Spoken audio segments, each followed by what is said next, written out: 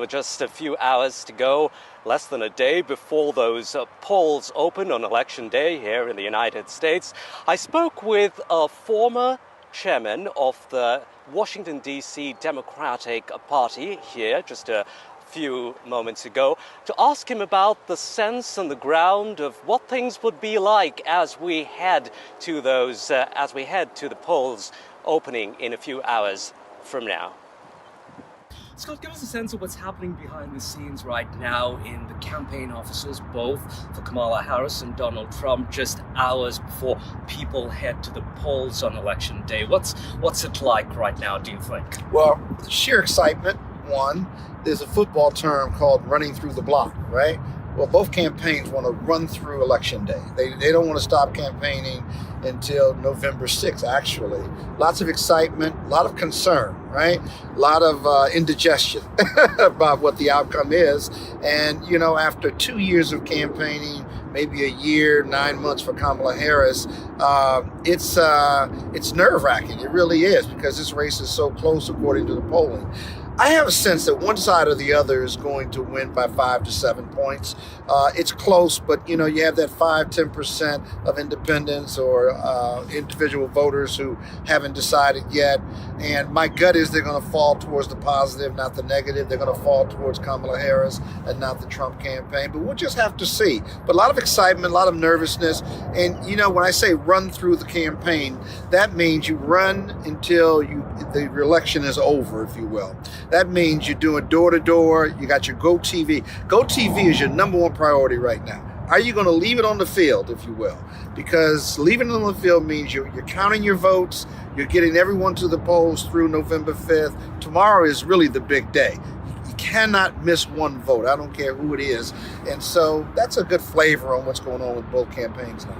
For our Indian audiences, GoTV, get out the vote. Get out the vote, absolutely. It doesn't matter, nothing matters what your policies are, doesn't matter how much money you've raised, nothing else matters on November 5th. In fact, everything you're doing up to November 5th is preparing for get out the vote.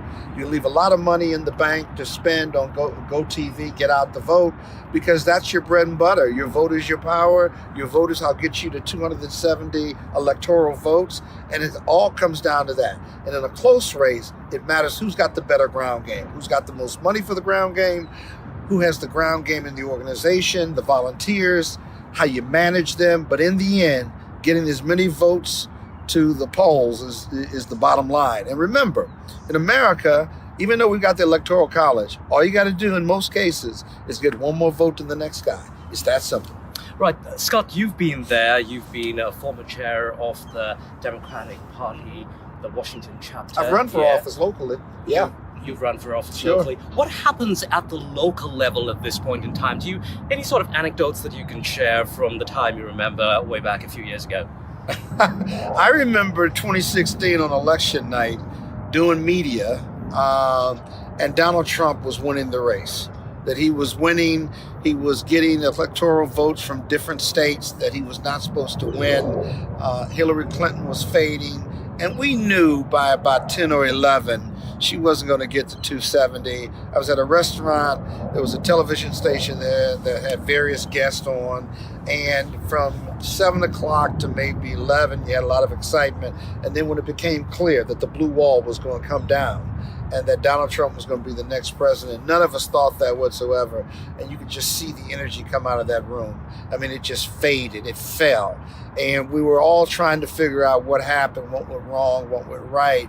But in the end, on November 6th, or whether the next day of the election, Donald Trump was going to be president, and he was going to be the most unique president we'd ever had. I know you're going to say no, but are you going to be bracing for that potentially, maybe a little, this time around? You know, the race, I should be. The race is so close according to the polling, but I still believe in America. I believe in the goodness of America. I believe in freedom, justice, and equality. And I believe that most voters are in the middle. They're not far right or far left. You just hear about the far right and far left more than the middle. The middle is boring.